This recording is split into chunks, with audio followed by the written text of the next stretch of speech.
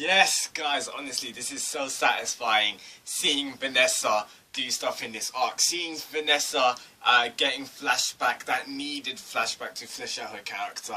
Yes, Tabata, you are doing amazing stuff in these past couple of chapters. I'm so hyped. Hey guys, how's it going on? I'm here to do a review for Black Clover Chapter 99. One more chapter till the 100th chapter. That's going to be crazy when that gets on. Now, Vanessa got that power up. Seems like everyone's getting power-ups these days. It's kind of hilarious. But yes, Vanessa has got a new spell in her book. She's finally got the power to control fate. Control, fate with, and obviously like a cat appears on her head, and I love that. The witch gets the cat. That's pretty cool. I like that, and I like how the cat's obviously, the cat's probably red, I'm gonna assume, the way it was coloured, or maybe a black cat. I'm not really sure. We'll have to obviously see if there's ever a colour page or something like that.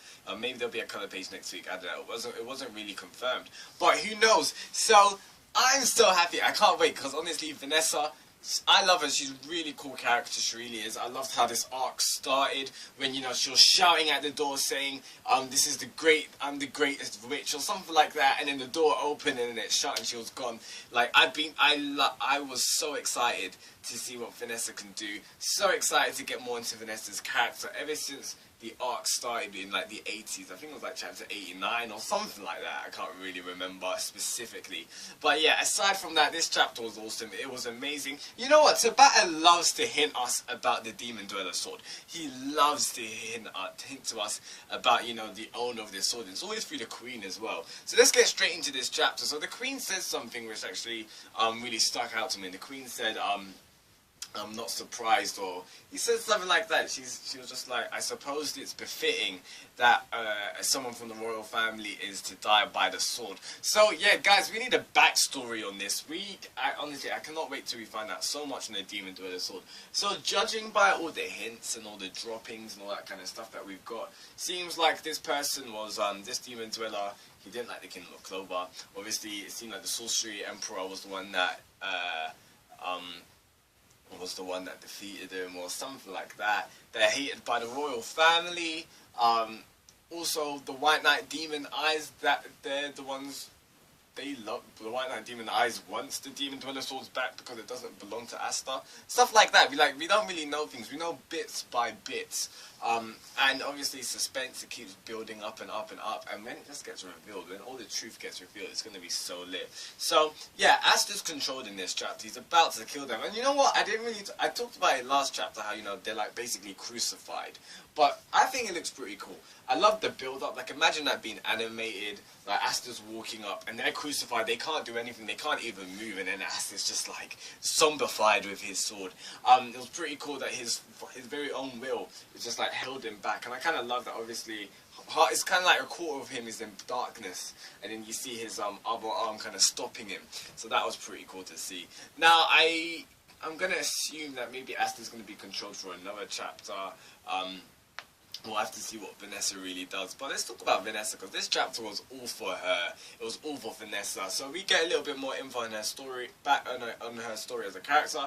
Vanessa's, from a young age, she was just imprisoned. It kind of gave me like Rapunzel vibes. That's what I got from it. I really thought that was pretty cool as well. So Vanessa's in a massive cage somewhere in the tower, you could say.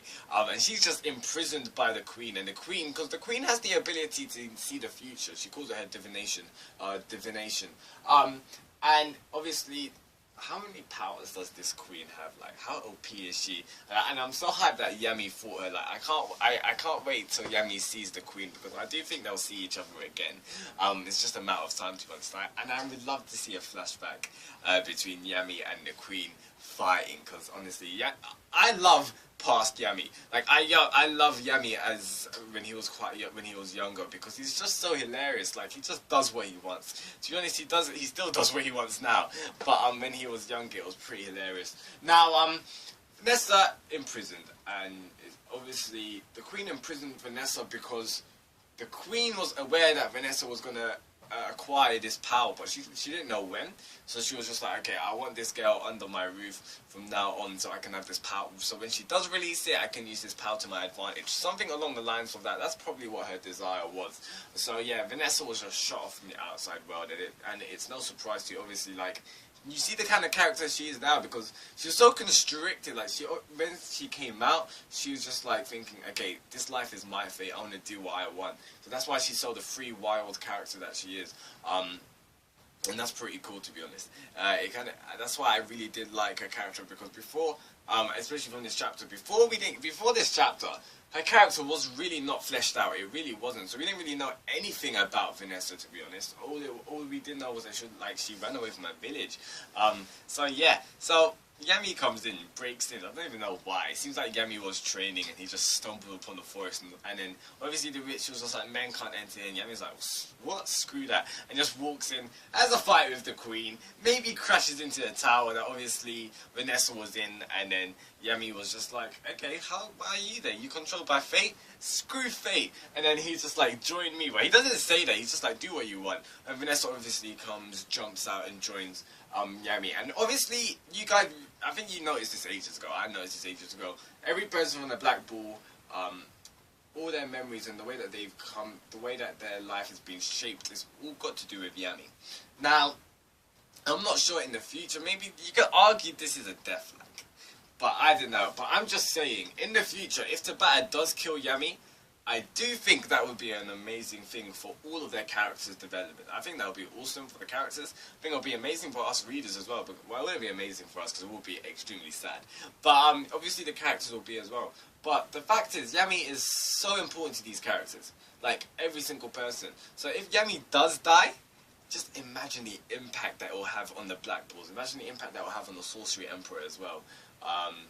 That'd be kind of crazy to realise. But if Tabata does that, he can make this story, like, it could be really good for the story, in my opinion. Not that I want Yami to die, but I'm just saying, if he does go down that route, it could be quite good for the story. Aside from that, though, so pretty much, I kind of see what the Queen was doing, but maybe she weren't doing it on purpose. So pretty much the battle was just like using the Queen to not only aggravate Vanessa, but push Vanessa to a brink of desperation, so that she's like literally, oh, I need a magic spell. Because bear in mind, their book, the spells get written whenever. We don't know kind of when, but maybe it seems like emotion sometimes triggers new spells and stuff. Or we see, remember Yami, when Yami was fighting,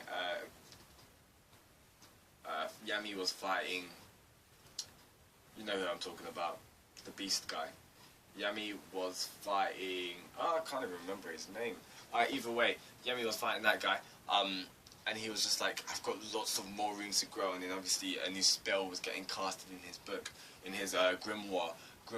So yeah, I'm pretty hyped for that. I'm pretty hyped to see what Vanessa can do with her power. But yeah, it seems like we need to be kind of pushed to the brink of desperation or something like that. And then that, because basically Vanessa was just like, oh, do I have this power of fate to control it? And then you just see the book open and everyone's just like, bleh. Like, that was amazing, bro. Honestly, I love that part. So aside from that, what can this do? Is this reality manipulation? Is this literally doing whatever she wants? Basically, the red string of fate, if you guys do know it, cultural in Asia, Japan as well, the red string of fate is kind of used to bind people together. In Japanese culture, the red string of fate is, I think it's tied around their little finger, or I think it's their ankle. I may be thinking of China where it's the ankle, but aside from that, and basically the red string of fate is to bind people together. So it's kind of like soulmates. So people who, a red string of fate will be binded to two people and they're meant to be together. Something along the lines of that. So is it going to be in that kind of context of, you know, Vanessa's, this string is going to bind people together? I don't know how that would be used in this context. Maybe it'll be like a support type power. Either way, it's going to be unbelievably OP and I can't wait to see it. And I just loved it because it's just like a cat on her head, and maybe the cat's going to do this, like the power, do the thing, because it kind of reminded me of like a spirit, like obviously of the elemental spirits, like or like Fana, but I don't think a cat's a part of it. It's something different, but I'm pretty excited to see what it is. Maybe it's a spirit of its own. We'll have to see in the next couple of chapters below. But that's enough from me. Guys, please tell me your thoughts in the comments below what you thought of this chapter. If you liked anything I had to say, please drop a like. That would be greatly appreciated. Subscribe for weekly reviews of Black Clover, and I'll see you next week for that greatness that is the big 100. Shinigami-san, peace out guys, goodbye.